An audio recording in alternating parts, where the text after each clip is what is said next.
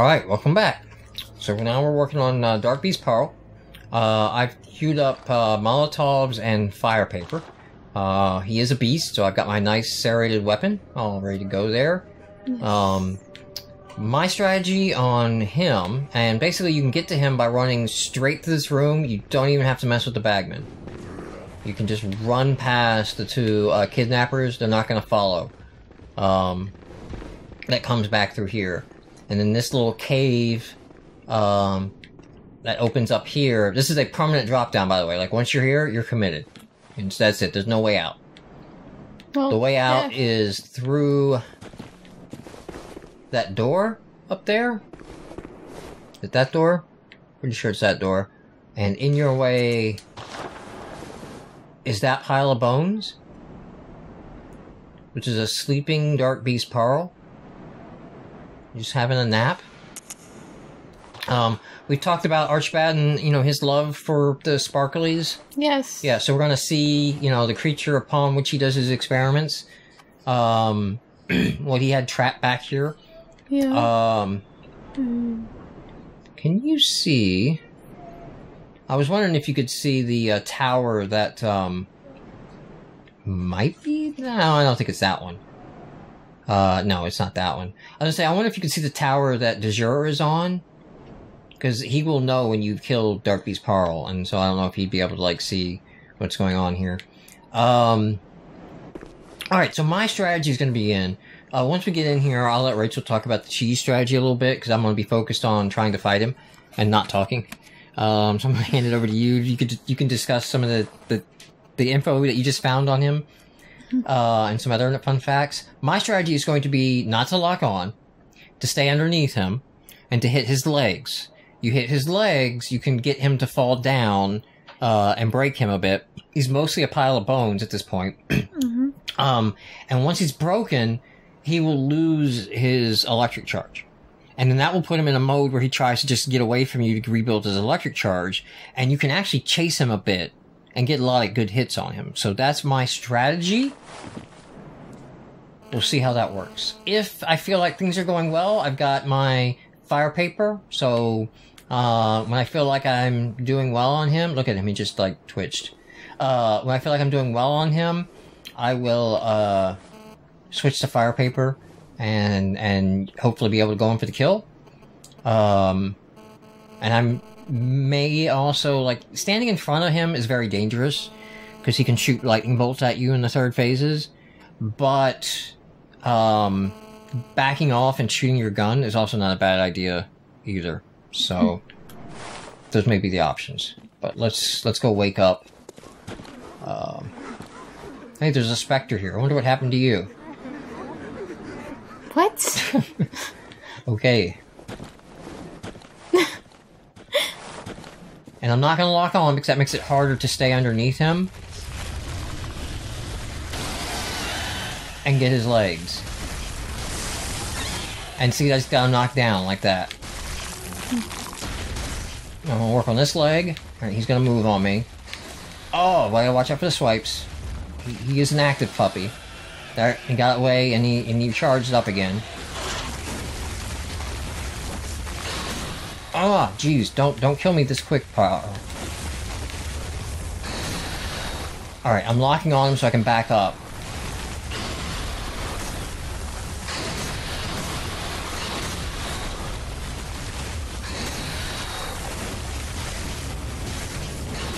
Oh no.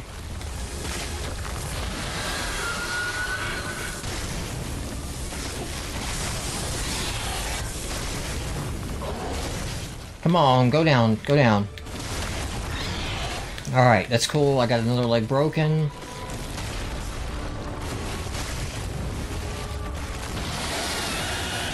I don't think I've broken that front leg, maybe? Ah, got a visceral off that I wasn't even planning on. And, okay, so I'm once again freaking out over a boss fight that I take down. Oh, my heart is going right now. Okay, so anyway... I made that look a lot easier than it should. Don't. That's not even... not as bad as you did with the Vicar Amelia fight. that. I don't know. We'll time it. My flame isn't even there. It just wore off. Okay, light the lantern. Alright, so... Let's say I died. Okay. So, if you had died, there is this method in the book where you use the binocular to aim, and you hit Paarl with Molotovs and throwing knives from outside the boss area after you've awakened him the first time, and so he's up and he's moving, and you can... So that's something I didn't know. So in the binocular mode, I didn't know that... in fact, I'm going to try it real quick with pebbles. So you can actually... That I can aim this way. Because there's been times where I want to aim something, but and I can't lock on. And, so I'm just going to test that out. Like, let's hit that tree.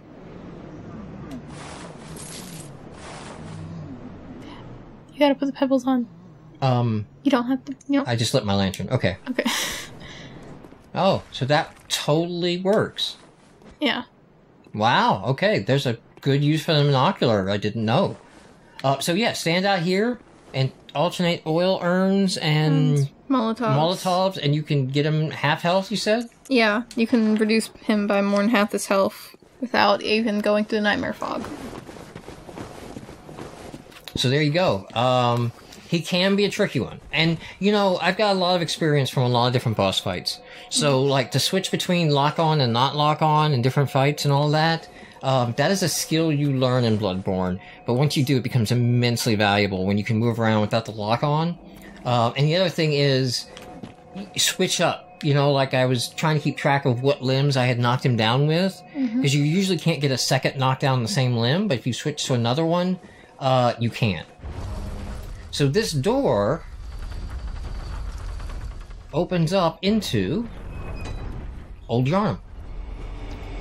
The two wolves in the alley that they come down? And I got the item. That was Darkbeast Paarl right there. Oh. Which is why Djura kind of knows that you have taken him out. In fact, we can go straight to Djura from here. Okay, you guys are going that way. Nobody's turning around.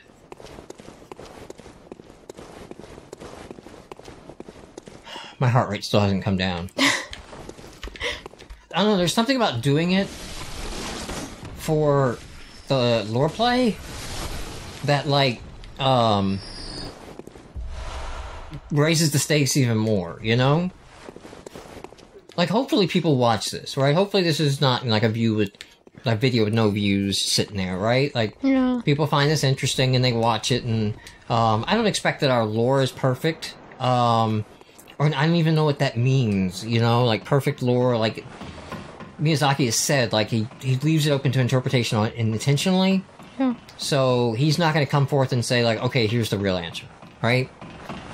But I hope that people enjoy it, and just the idea that people are watching this and it's like maybe getting interested in the Bloodborne, maybe they get past an area they were stuck at before. Yeah. That they see that from the video or some tip was helpful. So, alright, hopefully I won't have to suicide this time.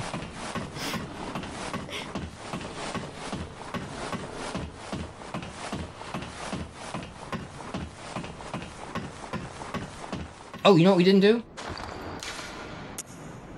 Before I forget, the Spark Hunter badge.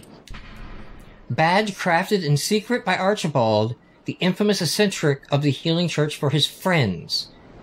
Archibald was fascinated with the blue sparks that emanate from the hides of the Dark Beast and dedicated his life to its artificial reproduction in a style of inquiry that, incidentally, closely followed the methodology of Byrgenwerth. Huh. Now, unfortunately, we don't get to learn a lot more about this character. But I do like that they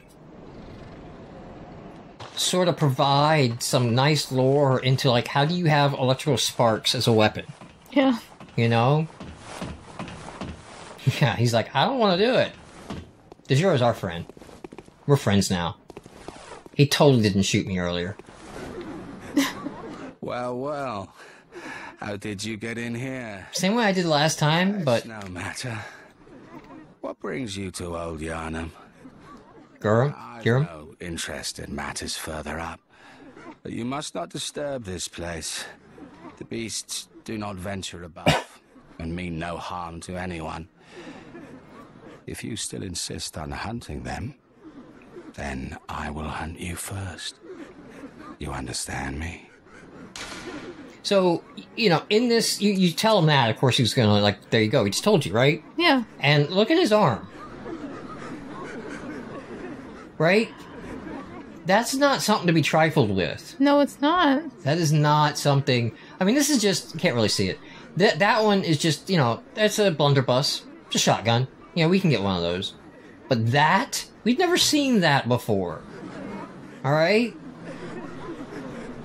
That is a state contraption thing. It might fly out of his arm. So we're gonna go ahead and spare the beasts. Yes, very good. We agree to spare the beasts. I no longer dream, but I was once a hunter too. So he knows of the dream. So like Ellen, right? Aline, at some point he was bound to the dream and most likely accepted Gearman's offer at the end. But since then he's realized, you know, he's understanding that the beasts are not beasts, they're people turning beasts. And that Farewell. Yarnum, old Yarnum, I have no use. has been abandoned, right? So since old Yarnum has been abandoned, there's no point in killing these beasts here. Like, whatever humanity they have, leave them alone, let them live. And that's what he's chosen to do with the rest of his life, is sort of protect the beast and allow the beast to live.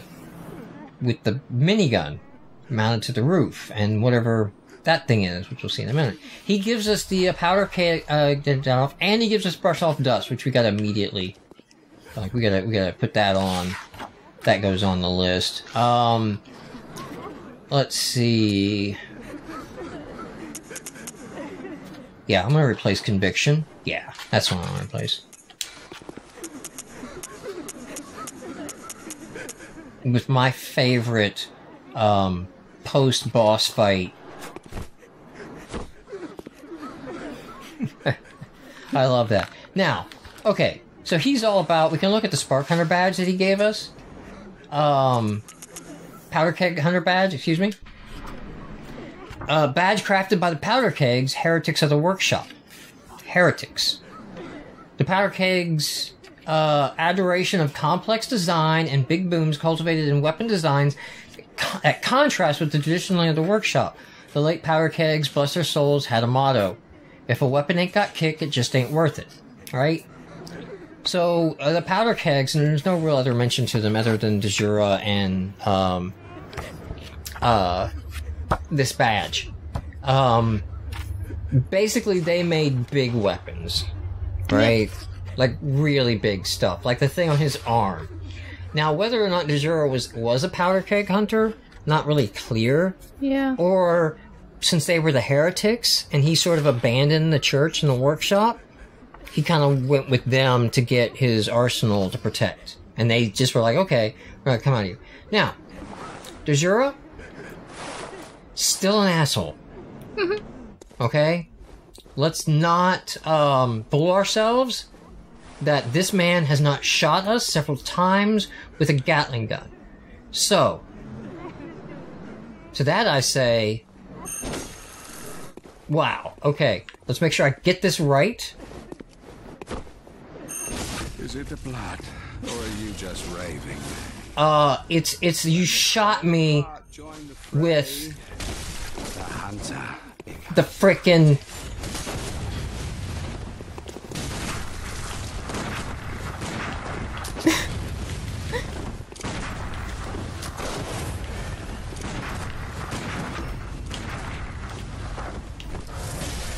Won't you heal?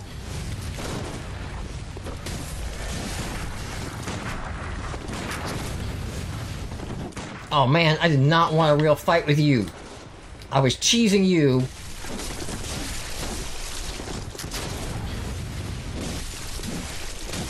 Oh! I should think. Come as often as you like. Alright, well, I'll answer my question right now. Do I need, because I think he's hostile to me from now on. Yeah. I think I've reset him back. Do I need to, kill him to get his, outfit? Or does the badge do it? So every time after I've gotten the badge, I have killed him. Oh. I messed it up this time. Normally I get 2 staggers off, and the second one throws him off the bridge. Mm-hmm. Or off the roof. But let's see. I don't know which store his will be in. We have 2 new badge guys in here, by the way. 2 new bath messengers. Because we have some items unlocked. I think the Spark Hunter badge unlocks bolt paper we can now buy. So that's new for us in there. The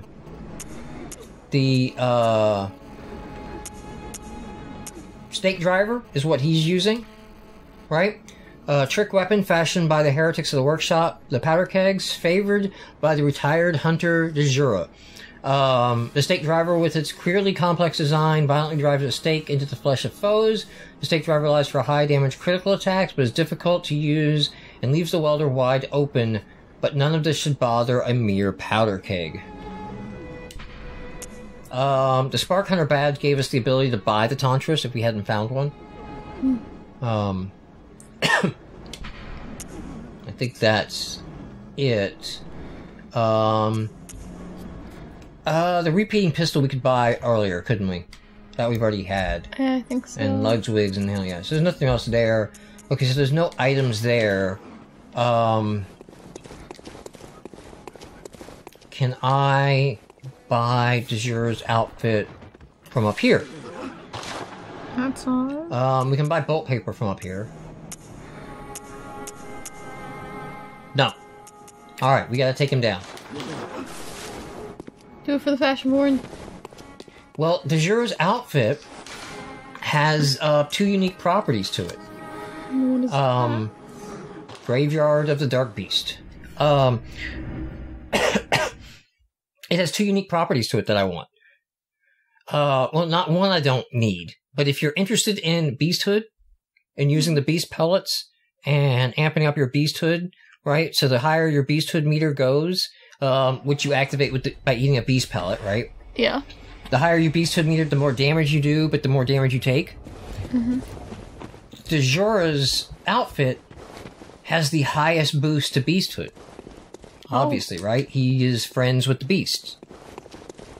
Strangely enough, I don't know what the lore explanation is for the tie-in here.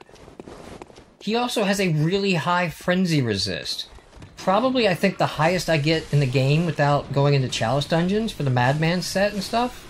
Or not the Madmans. Maybe there's another set that you get later, maybe. But it has a really high... well, hello. It has a really high...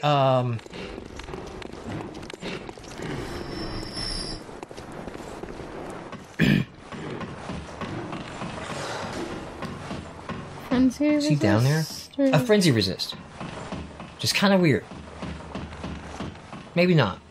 Maybe because frenzy is within... Yeah, so he's not insight, right? He's beast. No, okay. Now that I think about it, yeah. Frenzy resistance. Frenzy resistance goes down with insight. And if you're embracing your beasthood, you're ignoring insight, which he is, so... You know, it'd be awesome. Okay, so I gotta do this quickly, and hopefully not lose my echoes. Is there anything... Oh, I can't while I'm on the ladder. So much for that. I gotta try to shoot him off.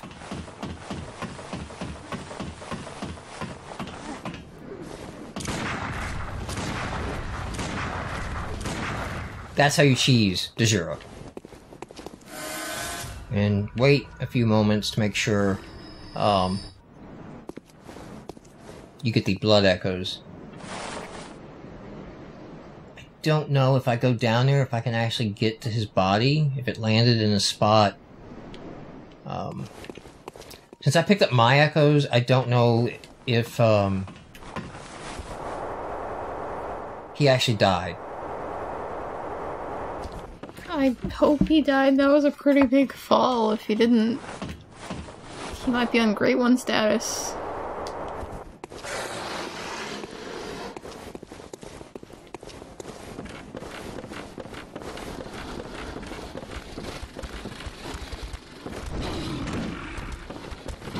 You're not doing great there, buddy.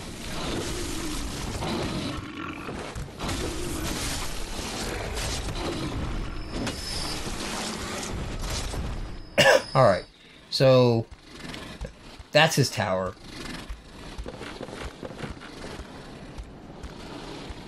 Not seeing his Body. But that's okay, because all you gotta do is leave the area. He may not actually drop anything once you've, Oh,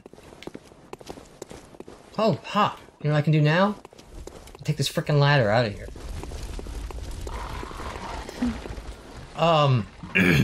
He may not actually leave anything behind once you've talked to him and gotten the badge. Because I think he just drops the badge.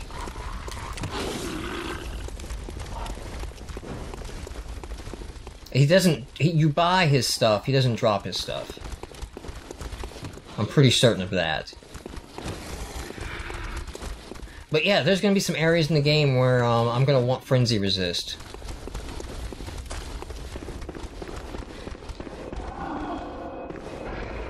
So, return to the Hunter's Dream. And this might... are we just stopping? Yeah. We'll see if we can get it. I'm not gonna buy it though, because it would take me below 40. If I have to buy it from the Insight shop. Which I'm guessing is probably where it's going to show up at.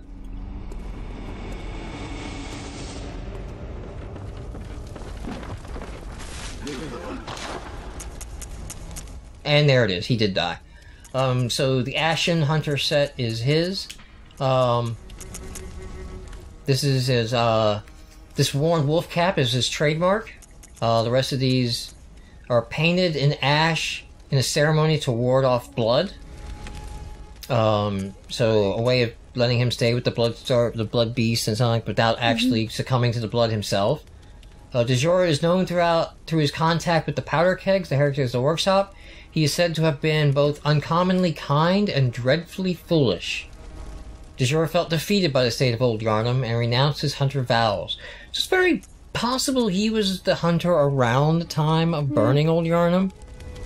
Like that he would feel a failure that it had to be burned. That he might have been a hunter that was around at the time to try to stop the Ashen Plague. Also might be why the stuff is called the Ashen Hunter's Garb. Name of the plague and the poison. So that wraps up Darkbeast Paarl and Djura stuff, which I'm gonna get Djura stuff, but I can't get it just yet. I don't think I have any insight to use. I do have a third of an umbilical cord. That'll give me 3. Is that enough to keep 40 and get that set? Although I did kind of not want to consume the cords yet. Yeah. That I would be exactly at 40. Alright, let's not risk it because I want to show 40 insight. And what that does next episode. So, thank you everyone for watching. And goes out to my homie Djura. Brush it off. We'll see you next episode.